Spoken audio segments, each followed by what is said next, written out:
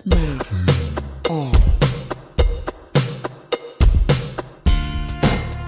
When I see an overachiever overachieve, that's what football's about. Because most of us who played were told by somebody you're not good enough. And they do everything in their power to tell you why you're going to fail. And if you believe them, you become one of them. They're very good recruiters. Don't tell me to go on. I'll go on, I'm ready to go on. Why don't you take your butt out of here if you're going to be disrespectful? I didn't mean to. Well, you were. For an opponent to be equal and to raise their level of play in such a fashion that they win. And that's how this thing works. That in fact you respect the opponent, and he's not the hammer, and he's not the freaking nail. Okay? He's the opponent. All right, so when you ask me those kind of questions, it really pisses me off. Come after me! I'm a man! I'm 40! I'm not a kid! Write something about me! Well, I think it's ridiculous that you're even asking me that question.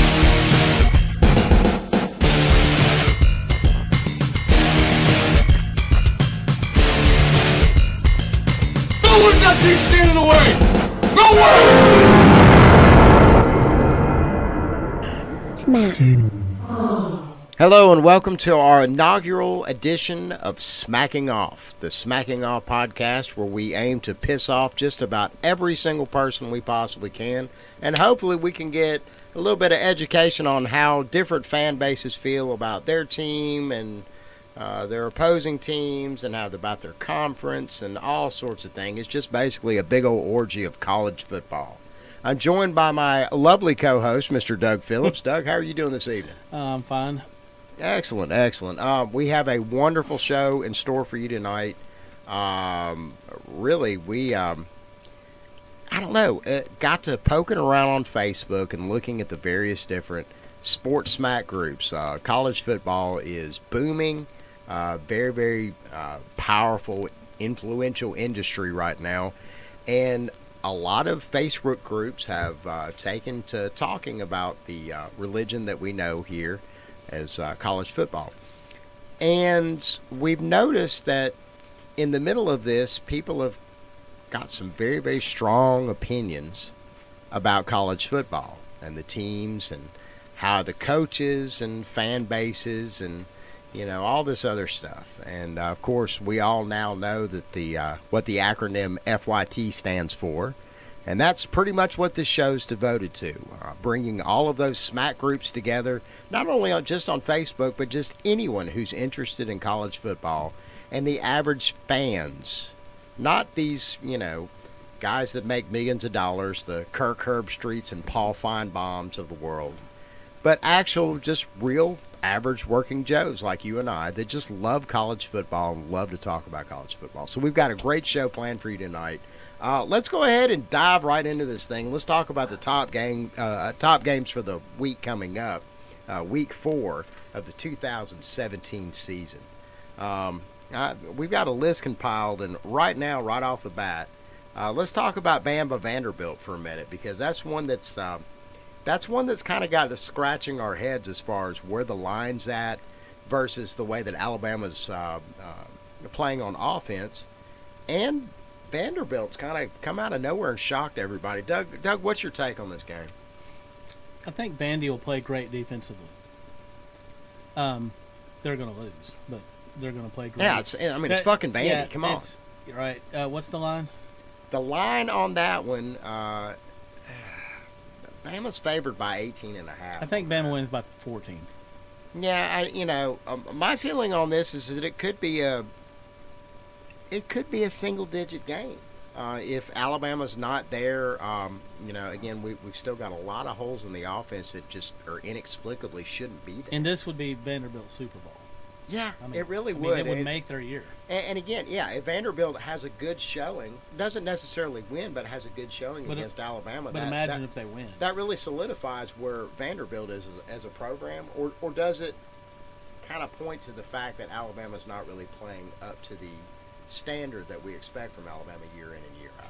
One number that creeps up is and if I'm not mistaken, is Saban fixing to go? Is this the 67th straight win he's going for over unranked teams? Ooh. It's 2 away from 69. That's going to be great. We'll celebrate that one. Absolutely. Yeah, absolutely. Moving right along, TCU versus Oklahoma State. Oklahoma State's favored by 12 in this game. Been playing some dynamite football lately. I think that line's kind of low. Yeah. TCU's looked good. They've looked good, but Oklahoma State looks like a top 4 team. Yeah, they look like a playoff team. They really do, which is definitely going to throw a monkey wrench. They're definitely in my top 4. They're in my top 4. Down the stretch. I mean, I can't wait for the Oklahoma State. I think that's going to be a high-scoring game. But that's a long way off. But I mean, if they were playing this weekend, Oklahoma State, I would pick Oklahoma State. Oh, yeah. Even in Norman. You would pick Oklahoma State in Norman? Yes. Wow. Yeah. I'm sure we're definitely going to get some reaction on that one. Moving right along. And speaking of Alabama, this is one of their victims of the year, their very first. FSU's hosting NC State. FSU's favored by 12 in that game. What's your take on that? Like I was telling you the other day, it's hard to read FSU right now. They're 0-1. We're going into the 5th week of the season, and they're still 0-1. I mean, we know nothing about them. Do you think that might possibly help them? That maybe it could. Had a little bit of a it chance could, to and they've heard, and I'm sure they've heard a lot of bad stuff, and that they've had time to ponder the Bama loss. I think FSU covers. They've had a lot of time to ponder that loss, and what an ugly loss it was. Florida at Kentucky. Florida's favored by a field goal in this one. This is damn near a pick'em game. In Lexington, I'd have to go with Kentucky. I think Kentucky edges the Gators out. The Gators look like a train wreck that has somehow won a game.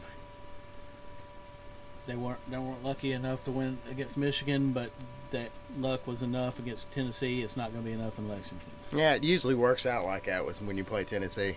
But we'll get into that. I mean, I think Florida will probably do some unbelievable things in the game, and they'll probably score some on some big plays. But I think Kentucky does enough to win the game.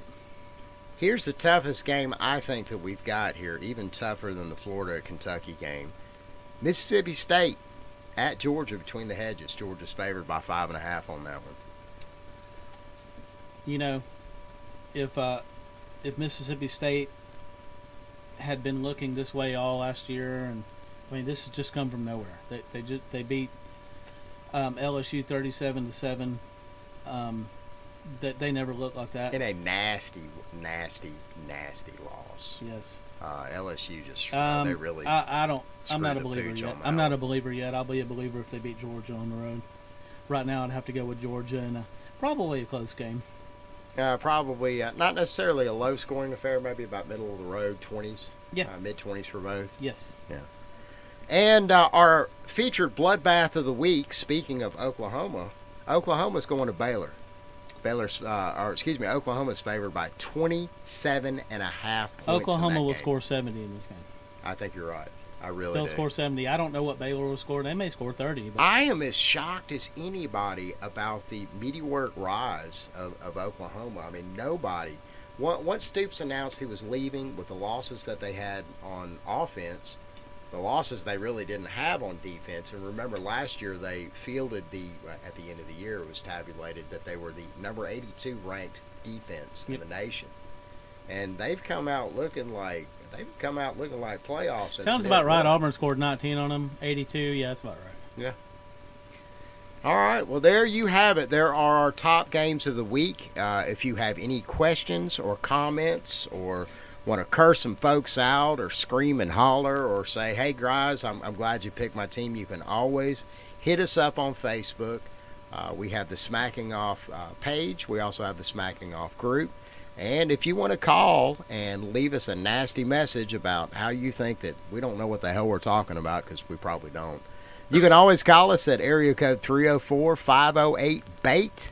That's 304-508-2248. All right, and now on to the Smackers. This is what we do the show about. This is a we're a show for the people. And we've got two people, a tale of two Shawns, coming up to discuss the Notre Dame Michigan State game coming up, which looks to be quite a interesting matchup. So stay tuned here on the Smacking Off podcast. Just a friendly reminder, if you would like to participate in the Smacking Off podcast, we'd like to hear from you, fellow smackers. You can message us at the Smacking Off or X's and O's Facebook pages. You can email me at maddenShannon@toothfairy.com. Yes, that's a real email. Or you can call us on the Smack line, 304-508-BAIT. That's 304-508-2248. And as always, fuck your team. All right, and we are back. We have our very first Smackers ever. We have two Shawns to discuss the Notre Dame Michigan State game coming up. Sean Devine and Sean Vergo. Yes. Thank you so much for coming, fellas. Hey, thanks for having us. All right, let's talk about this game for a minute. We've actually kind of talked about it a little bit off air, but want to kind of get everybody's general feeling about where they think their team is going to fall and why. Well, why the other team is not. First off, Sean Devine, we'll start with you. I don't know, give us a feel about where you think your Fighting Irish are at right now at 2-1. Well, it's still the jury's still out on the Irish this year. I was hoping the Georgia game would give us some clarity, and nope.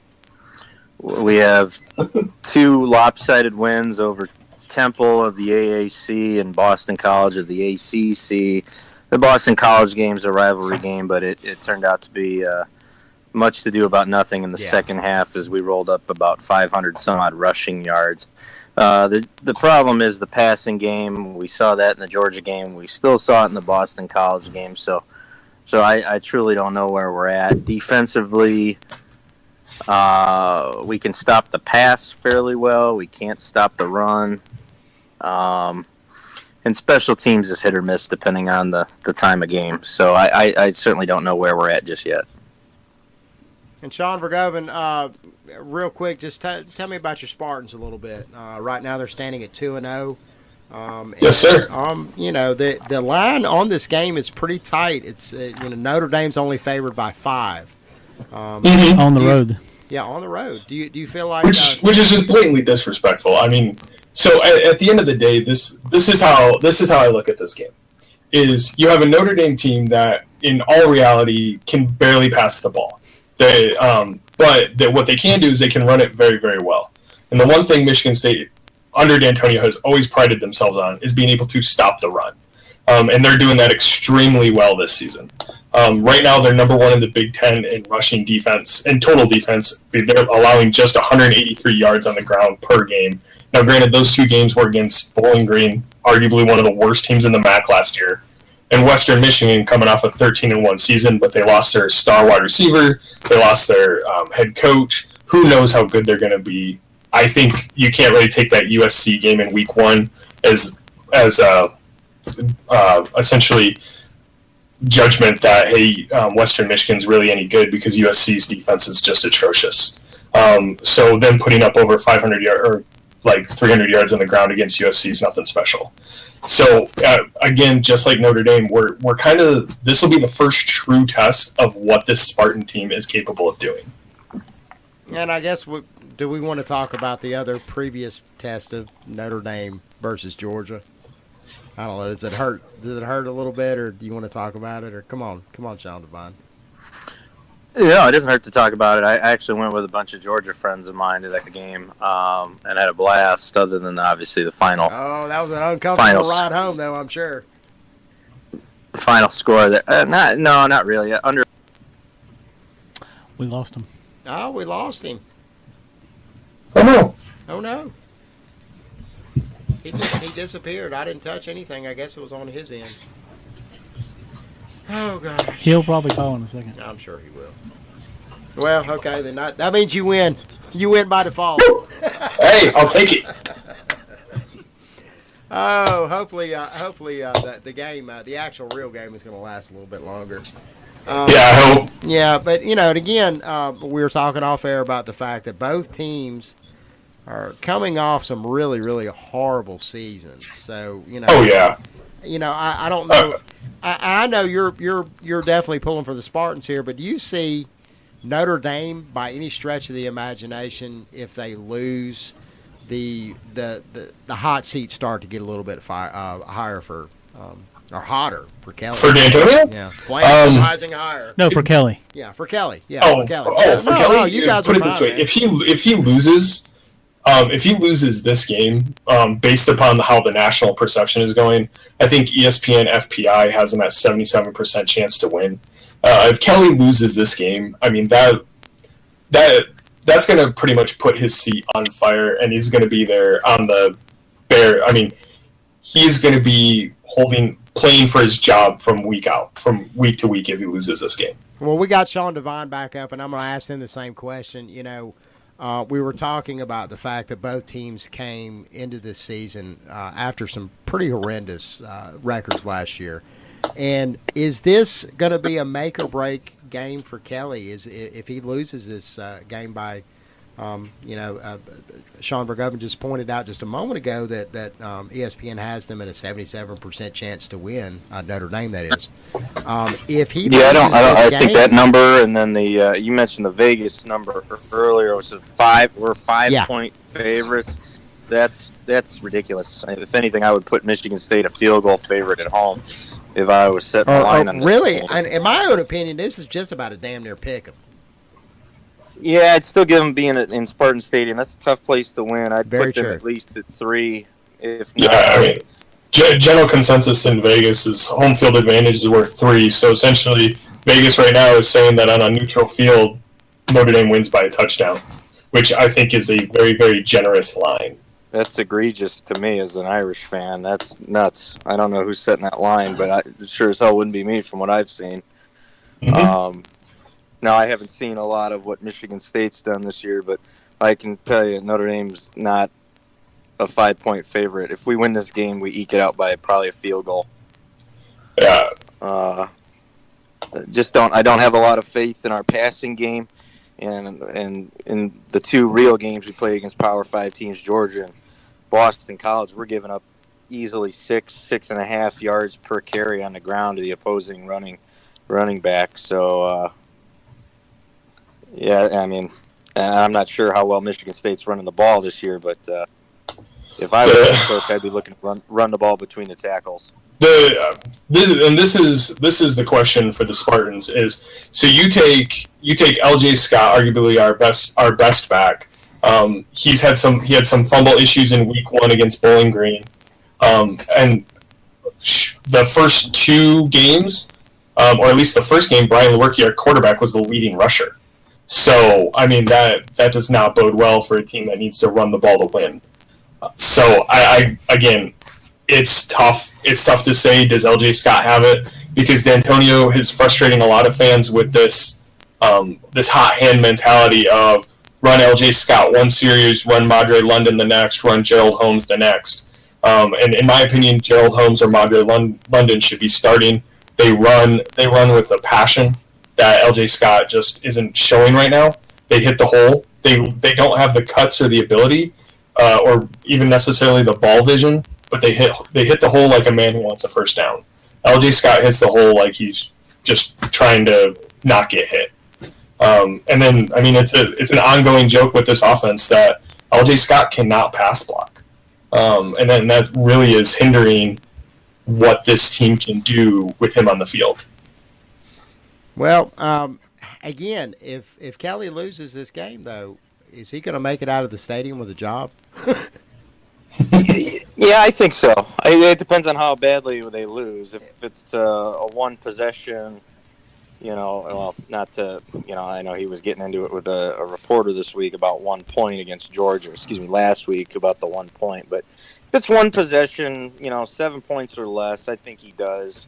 It certainly depends on the rest of the season. It's going to be a full body of work for Jack Swarbrick, the athletic director, and Father Jenkins, the president of the university, make a decision on that. But this is a big game. This is a rivalry game. The Megaphone Trophy is on the line, and Kelly's record in this series since taking over. This is his 8th year, by the way. He's 3-2 now. I know Notre Dame vacated 2 of those games. I think we had under academic misconduct for 2 of them, so the results still stand nonetheless. So 2 against the Spartans in 5 games as far as the Notre Dame head coach. So I think he survives. He's not going to get Lane Kiffin at the airport, so to speak, but this is a big game for him on his docket this year. Yeah, I mean, we don't play again until 2026. So whoever wins this year is going to have that Megaphone Trophy for 9 years. Wow. Woo! That's some bragging rights right there. Well, and I mean, and not even saying that Kelly gets fired this season. There is a high probability that neither Kelly nor D'Antonio will be here next time they play. Mm-hmm. Yeah, you're absolutely right.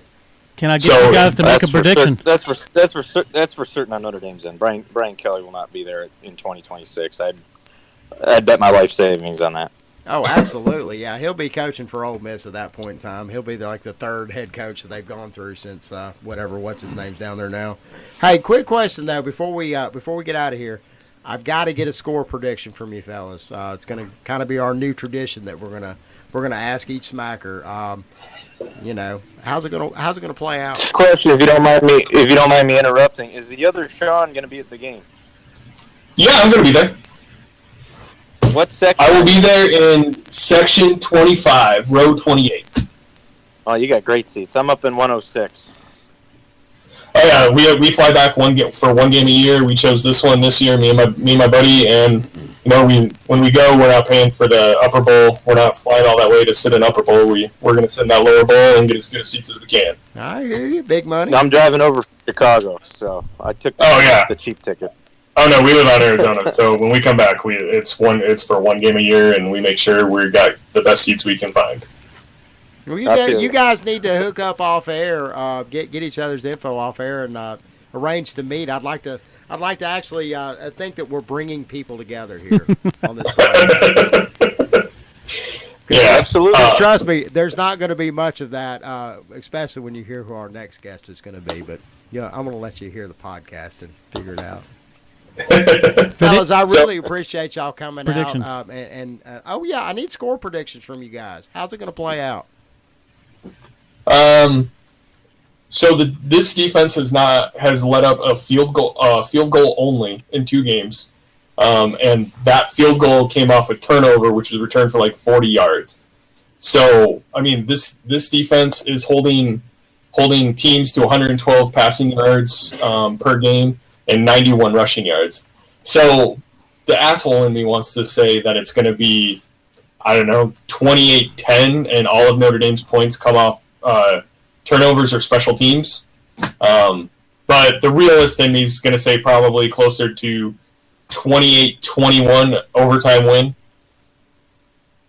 For the Spartans. Oh, of course. Yeah, of course. Yeah, we need to know who's going to win now, because there's going to be predictions from time to time where somebody's going to say, "Yeah, I think the other team's going to get us on this one." But Sean Devine, how's it going to go down? It's going to be a typical kind of yet for a game, so that might play a fact. But I think it's a grinder, low score. I'll take. The Irish 17-14 on a last-second Justin Yoon field goal to win it. I think it's pretty much tied through most of the game, and a field goal wins it at the end. Hopefully it's our guy. Well, it better be, because our guy hasn't kicked a field goal all season. So he's kicked extra points, and that's it.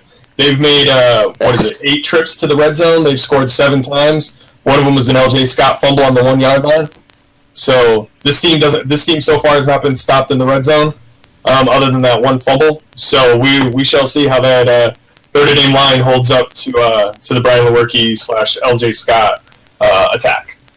Well, to beat us, you're going to have to throw the ball, because we know Michigan State can run the ball. We're probably going to put 8, maybe 9 guys in the box and dare you to beat us past. And that's kind of how Georgia got that one touchdown. They threw the ball to Godson, I think his name was, in the corner of the end zone. That's how they got their touchdown. So if you can throw the ball, you got the game. And that could be a grinder. So Sean Crawford's your star DB, right? So is he your DB or him or Nick Watkins? Nick Watkins is pretty good. So the matchup that I'm going to be watching all game, and I encourage everybody to watch, is Felton Davis or Darrell Stewart on Sean Crawford. They're two. Felton Davis is a redshirt freshman, and Darrell Stewart, I think, is either a redshirt or a true freshman. But these two are major playmakers at wide receiver. It's going to be interesting to see how they do stacked up against Sean Crawford, who was recruited by the Spartans, but eventually ended up going to the Irish. And so that's the thing. This Spartan team, Notre Dame and the Spartans are competing for a lot of recruits, and so a lot of this Notre Dame team was recruited by D'Antonio. And obviously they didn't choose Michigan State, but it'll be interesting to see how this team stacks up. Well, excellent, fellas. Well, I really appreciate both of you participating. You're our very first Smacking Hey. And we look Thanks for having me. Smacking All podcast. And of course. We will definitely be checking back in. Of course, all of our Smackers here on Smacking Off. You come in, you give a good call like that, and we start talking about X's and O's and really mixing it up a little bit. We want to bring you back, and we definitely want to bring both you fellas back on. Thank you for being so patient with us, and y'all have a wonderful evening. You too. Thanks. You all have a pleasant evening, and thanks for having me, and I look forward to doing it again sometime. Thanks. Don't forget the most important thing, go green. Smacking Off invites you to join us on the podcast. If you have an opinion on an upcoming game, some commentary on your conference, or want to roll with one of your fellow Smackers on air, hit us up. You can message us at the Smacking Off or X's and O's Facebook pages, email me at maddenshannon@toothfairy.com, or call us on the Smack line, 304-508-BAIT. And as always, fuck your team.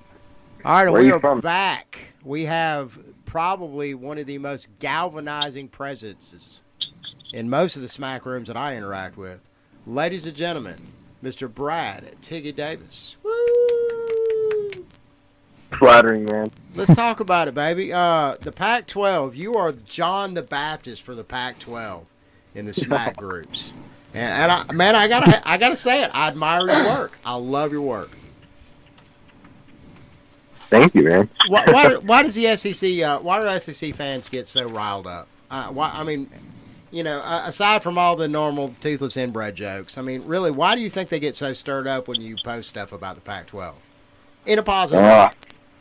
I think it's pretty much because the SEC is a one-team conference, and the other teams, the other 13 teams, they're just tired. They're just tired of always being Bama's, the second, whatever, you know what I'm talking about, right? So, they're just tired of it, and they always try to hide behind the guys of the conference because they know that they don't have a chance at winning the conference itself. They don't have a chance at a national title.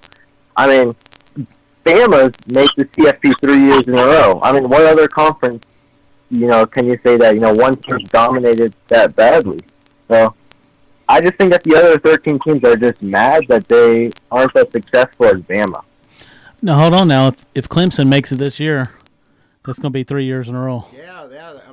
Clemson's definitely making a run for, I guess, the greatest of the era, or the, I guess, a passing of the torch, so to speak. Yeah, well, at least FSU, Free State, they were in the CFP 1 year. You look at the SEC, only one team in their history has made the CFP. What other major conference can say they only sent one team, besides the Big 12, because they only sent one team 1 year. Every other conference, they've sent, different teams every time. Yeah, we had that one. We had the one that Auburn, the championship that Auburn bought when they got Cam Newton. And for history buffs out there, remember Cam Newton was a former Florida quarterback that was suspended from the team for stealing a laptop.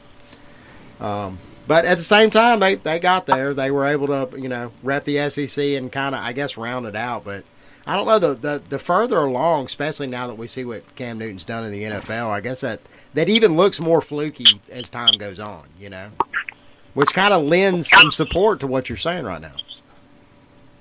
And, Auburn pretty much cheated in the national championship, They were doing some pretty shady stuff there to Oregon, so that's kind of in debate in my opinion, but we'll give it to them. Yeah, we'll give it to them. Well, I mean, they get it no matter what. That's the shitty part about this sometimes. So what are you thinking about?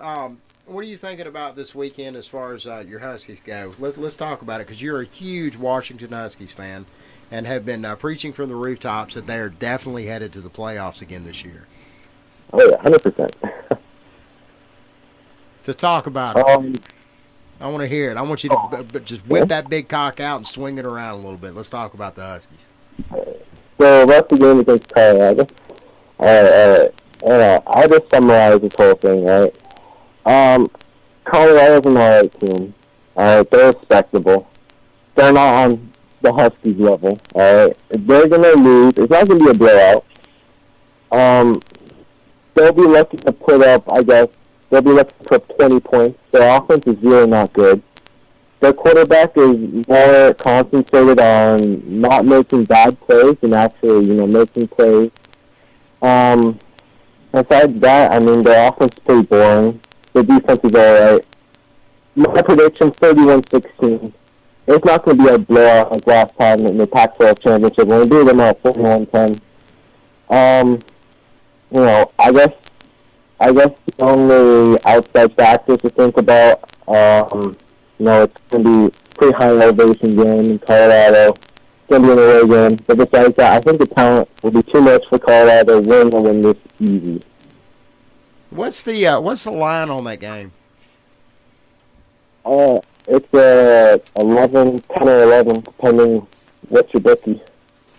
Well, I mean, on average, we're not, again, we're coming out of Birmingham, Alabama. That's where thing is frowned. Damn, I forgot to put that. I forgot to put that game on the list. You sure did, you asshole. I had to miss Washington. They have that 10.5. Yeah, that's about right. And you're swinging it. You're saying it's probably going to be closer to 15 or better, right? Yeah, something like that. Yeah, I take the Huskies pretty confidently to cover. Okay. I'm not going to give you shit for it. I mean, again, I don't know. What's your feel about this, Doug? I want you to talk for a minute. Yeah, Colorado's not going to beat Washington, even in Boulder. It's just not going to happen. I wouldn't be surprised if Washington didn't cover, but they're Colorado's not going to win. It's not going to happen. Absolutely not. Absolutely not. And again, based on what Tiggy just said a moment ago, I really don't. I don't see where I don't see where his prediction is really that off. And see, that's what kind of pisses me off because again, in a lot of the smack rooms that we interact with. Speaking of which, do you have any smack groups that you want to send a shout out to? I'm kind of just a lurker right now. I don't really run anything. Pretty much I'm just chilling in Trash Talk Nation and SEC in the grand scheme of things. You're Switzerland with some big bazookas and guns and whatnot. Because I have seen you piss some folks off. Good God, I've seen you piss some folks off. Yeah, some people get really mad. Over nothing. How often have you been booted from Facebook? What? Can you repeat that? How many times have you been banned from Facebook? Have you caught a 30-day ban yet? I know you have. Oh, I just caught one actually, like an hour ago. Oh shit! Yep, that's why you branded me from another. Yeah, I've seen that. Yep, I had to make a new Facebook. How often do you get banned on Facebook? Honestly, before it wasn't that bad, but now it's really high. It's really gotten a lot more. You've got a list of haters. They're looking through your stuff. They're turning. You're doing your job. Yeah. They're looking through your pictures. Well, I don't know. Do you even have any pictures on your profile? What? Do you even have pictures on your profile? I mean, because once you get haters, I had some on my old one. I think on my second account, I made them friends only, and I either made friends only or private, one or two, and then but on my main account that I use, the Tiggy account, I don't think I know. I don't think I have any pictures on there, so Right. I think I'm good there. Well, that's good. I mean, because that's the first place they're going to get you. When you get a list of haters, they're going to look through your stuff and just find something that's mildly offensive to somebody, and then Facebook will jump on it. Yeah, as like soon a as they picture of your nephew with his shirt off running around. He's 4 years old, and you get hit for child pornography or some crap like that. And I've got some friends of mine that are again some fellow shit talkers that get caught up in crap like that all the time. It just amazes me what you can get booted off Facebook for, but it's just like everything else these days. Feels, lots of feels and Did you emotions. see what I got booted off for this time? Hold up, let me send it to you. All right, so is he still there?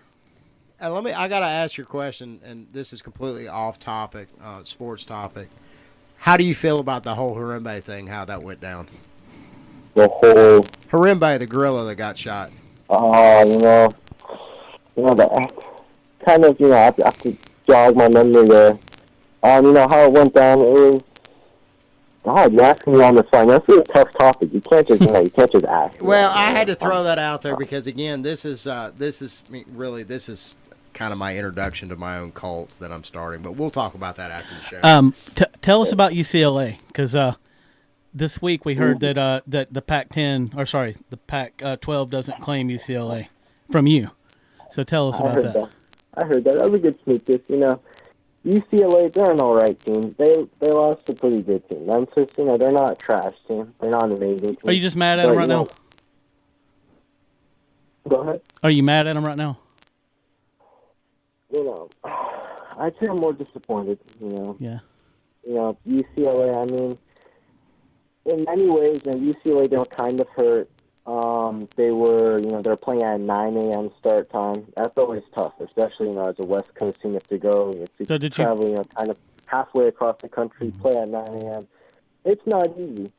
And, they gave them a good game. But in the end, I was pretty disappointed that they couldn't pull it out at the end. Yeah, I have a hard time jerking off at 9 a.m. I don't think I'm fully awake yet to enjoy the experience.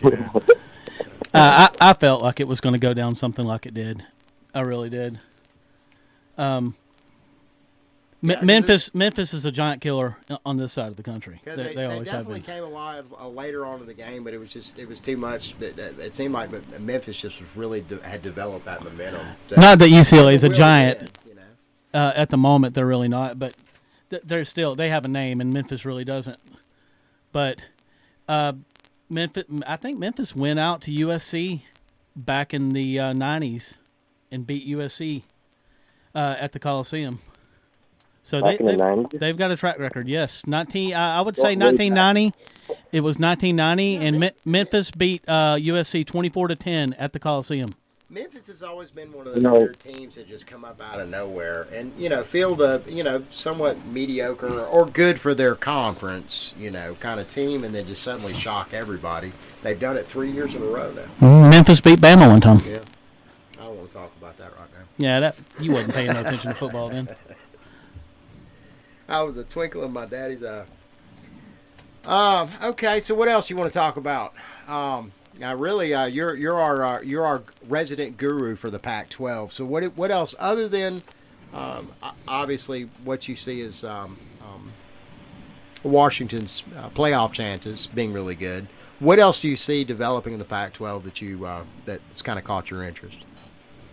This season, had a few 3-0 start teams. That's pretty good. But for the most part, I'd say Oregon's going to be pretty good. They're not going to be on Washington's level, but they should be on at least 8 or 9 games. Washington State's looking a bit, they're looking pretty good too, but once again, not on Washington's level.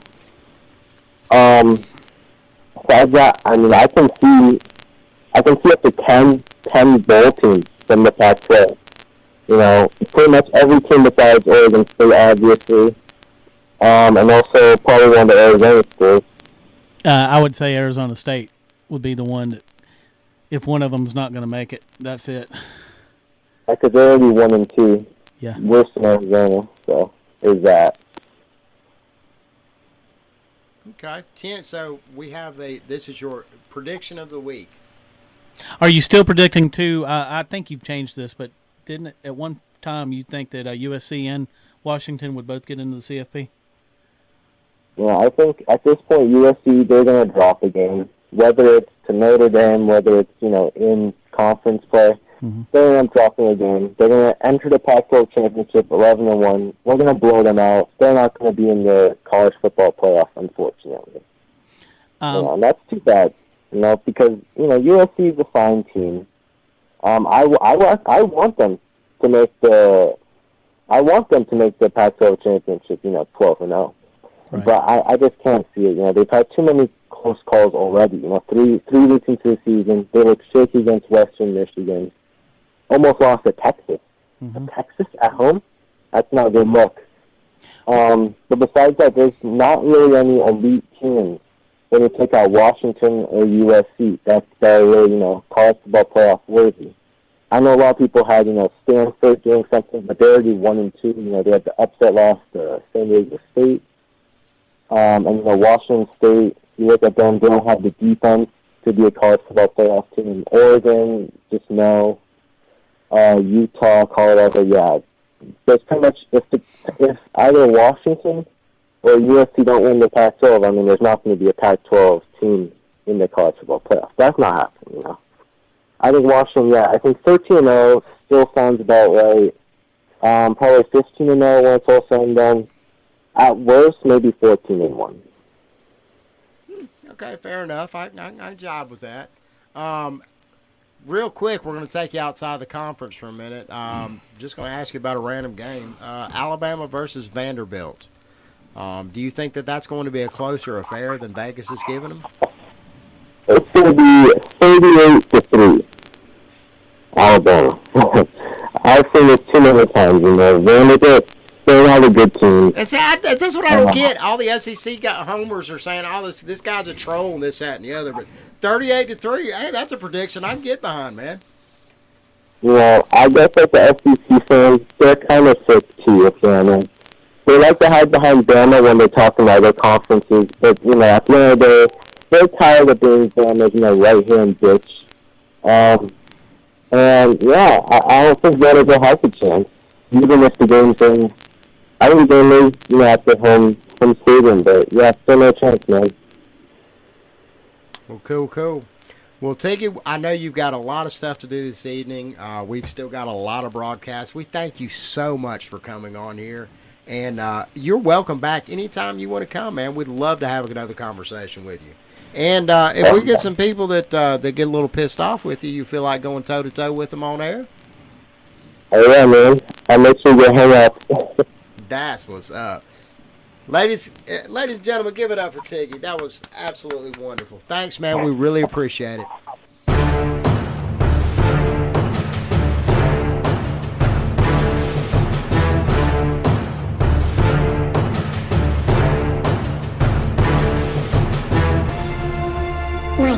Champion.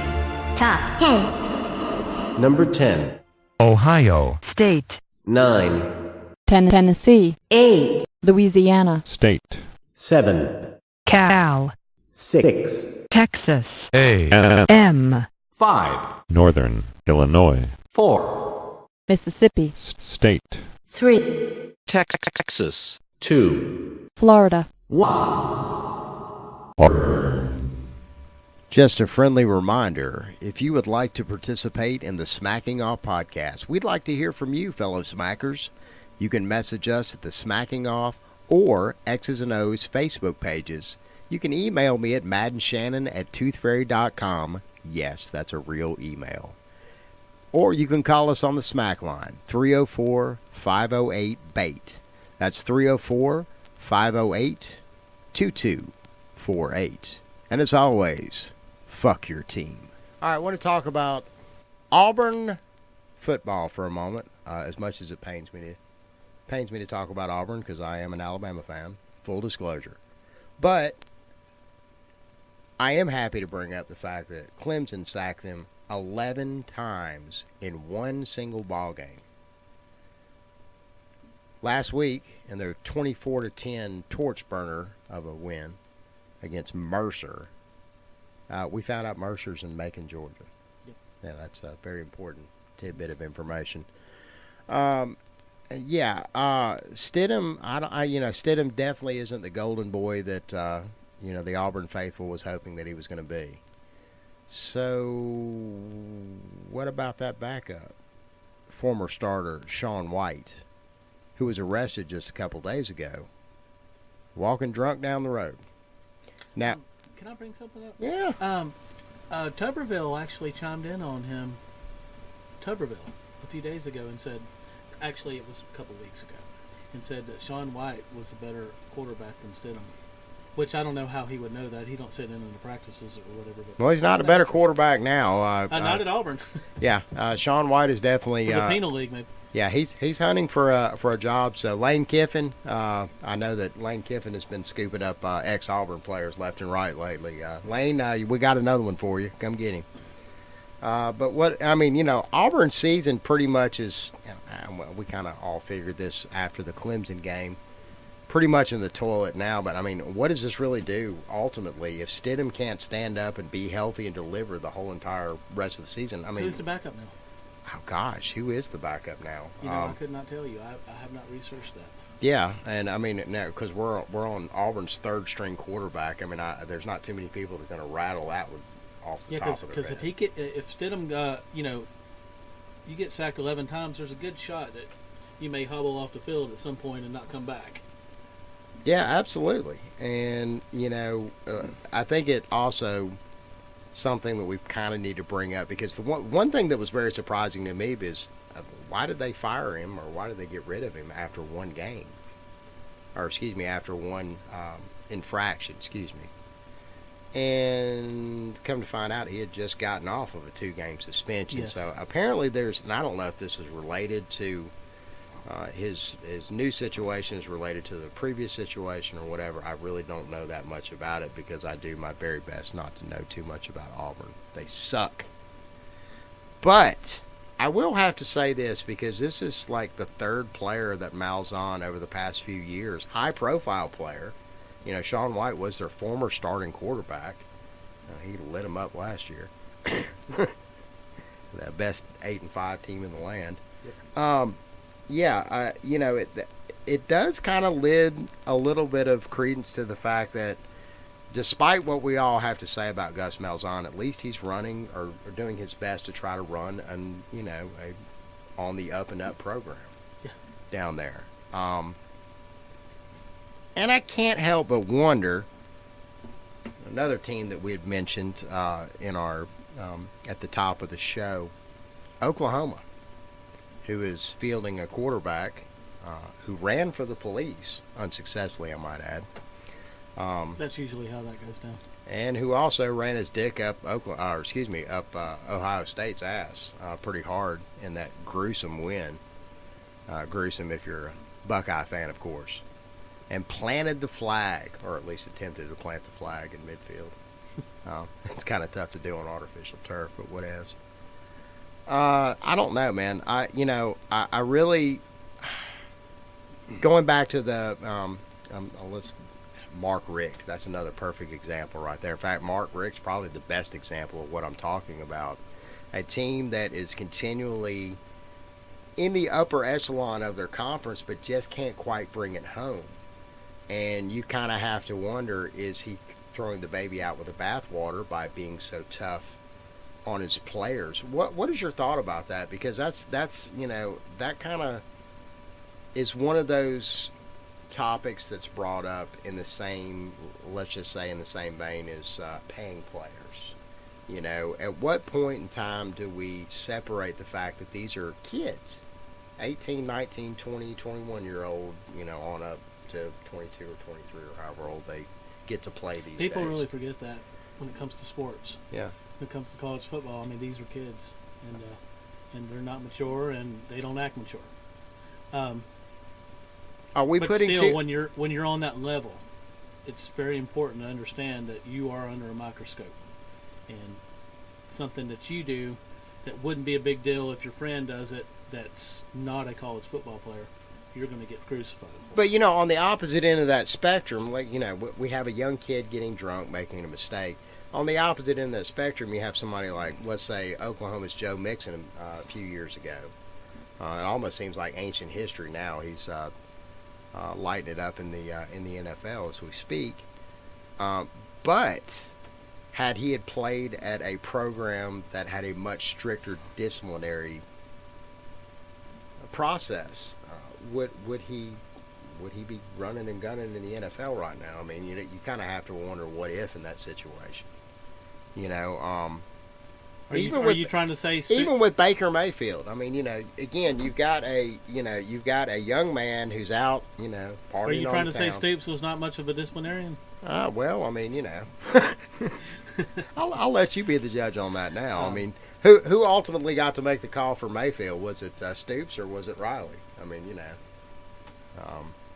because I still think to this day that Bob Stoops didn't just wake up one morning and say, you know what, I don't think I'm going to coach anymore. I really don't. I think there had to have been some sort of exit strategy. And then that situation came up. Have you heard the Tennessee rumors? There really was somebody pushing that the other day on one of the Smack pages that Bob Stoops is following Tennessee recruits. He's following like 12 of them or something like that. Really? Yeah, I don't know if there's anything to it. I did not look at it. But there was some people that was angry on the thread about it. I don't know. Like following him like on Twitter or getting in his car and following him around. No, following him on Twitter and Facebook or Twitter. Yeah. That's always the rumor that comes out when you want to try to connect a coach to a job. He's following the recruits on, Well, I mean, we can go on about Bob Stoops and rumors all day long. I still think I hate it, and everybody's going to yell at me for even saying it, but I still think that when that Notre Dame job comes up, his name's going to be in the mix. I really do. Or, I mean, I'm sure Kentucky's going to be looking for a new head coach soon because the other Stoops going to get a better job. Probably going to be shopping for a much better job at the end of the season if they keep it up. Or if he's able to, Tennessee may want to look that direction. Yeah, that's not very far of a drive. The name that's coming up, connected with every SEC job that's on the verge of becoming open, is Bob Petrino. Interestingly enough. Yeah, he always keeps coming up. But I think old Jetgate. But I think there's enough of distance between him and the motorcycle accident at Arkansas. I think somebody's going to take a chance on him. Yeah, I mean, it's not like Petrino that happened last year. I mean, definitely Petrino's gotten back on that horse, and he's got a lot of great things going on. I mean, Louisville has been a perennial. I'm not going to say perennial powerhouse lately, but they've definitely been in a lot of conversations. They have arguably the best quarterback in the country right now with Lamar Jackson. He just so he knows how to recruit. He didn't look good against Clemson, but no, that tends to happen sometimes when you play Clemson. Roll Tide. But Clemson's playing. They're playing big boy ball right now on both sides of the ball. I might add. Yep. Making it look easy. Kind of like another team that we know that does that from time to time. Roll Tide. Auburn sucks as always, and I don't know. I mean, is this going to hurt them even further this season? If Stidham goes down, it is. Because, I mean, Sean White was their number 2 guy. He's gone now. He had a lot of experience. Had taken a lot of snaps last year. I don't know who they. Are you going to look that up? Yeah, I'm looking this up right now because it's going to. Good. I'd like to know who the guy. I'm pretty sure Jeremy Johnson's not there anymore. I don't think he's there. Hasn't he moved on? Isn't he playing for Lane Kiffin now? Sure. That sounds good to me. Yeah. Oh, gracious. I don't know. At what point do you say, or you start, yelling and screaming at your coach that, hey, we need to discipline these players better, and then this is the result that now, they're pretty much, once Stidham's down, which, again, Stidham had a wonderful outing versus Mercer, 24-10. And, of course, there were a few articles that floated around this weekend that he had, completed so many passes in a row. Yeah, he had all these, was almost close to breaking some sort of SEC record. And 24-10 versus Mercer, though. I mean, every time you play how can you spend like Mercer, that? you break records. I don't care if he threw for 5,000 yards in one game. How are you going to spin 24-10 versus Mercer into a positive? I don't see that. I really don't. I don't know. Stan White's pretty good at that. If you ever listen to the Auburn, the Auburn radio, Stan White's pretty good at spinning everything Auburn does into something good. Well, I've got a lineup here. Again, I don't see the depth. This is not really broken down in the depth chart. What was the first kid? Devin Adams. They don't have anybody with any experience to step in if they need them. Absolutely not. And it's again, it's already looking pretty rough for them down there in Auburnville. Gosh, I really don't know. I don't. If you didn't already think that the Auburn 2017 season wasn't going to be a dumpster fire, I think this is pretty much this is one of the final nails in the coffin. They turned the ball over 5 times against Mercer. How can you spin that into a positive? Of course, Auburn looked bad last year up to a certain degree before they turned the corner. Auburn looked bad last year up until about the 4th game, and then they started playing pretty good ball for a while before they went back in the tank toward the end of the year. But at what point do Auburn fans say enough? I mean, the Gus Bus is, this is always going to be Auburn's year every single year at the very beginning. I mean, I'm already even national media gets in on the hype, which I the still name can't that keeps fathom coming that. up is people are screaming that they want Mike Leach. The Auburn Mike Leach. Yeah, Mike Leach. He's out at Washington State, and he's Good been coach. playing really good. Good coach. Very good coach. Would be an interesting rivalry, Mike Leach and Saban. Mm-hmm. That would be really odd.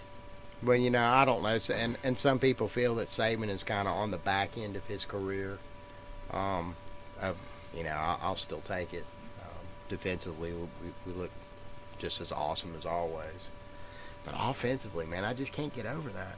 I can't get over how many weapons we have on offense that are just not being fully utilized. Or is it game plan? Is this our new OC that we have? I don't know. I mean, really, we've only played against one decent team. So when you see Bama against, Vanderbilt's got a respectable defense. So well, let's be fair. Colorado State is a quote-unquote decent team. I mean, that we were talking off air the other day about. Held them to 3 points, but yeah, they're not terrible. I mean, they're not. What is their record? Is that 1-2? Yeah, I mean, I know Alabama beat they're not lighting it up this year, that's for sure. No. But at the same time, they're a respectable program, I guess you could say. Particularly when you have an ex-SEC coach, assistant coach, hooking them up. Well, I don't know. I mean, really, I think in summation, we can just reiterate what we've said throughout this whole conversation: is that Auburn sucks, and I think Sean White leaving the team is going to solidify that even further on down the season, because you can only get your starting quarterback sacked so many times before he finally says enough. Man, I need a break, and who's going to provide that break? So if what we said just pissed you off, well, you can always give us a call, 304-508-BAIT, and as always, fuck your team.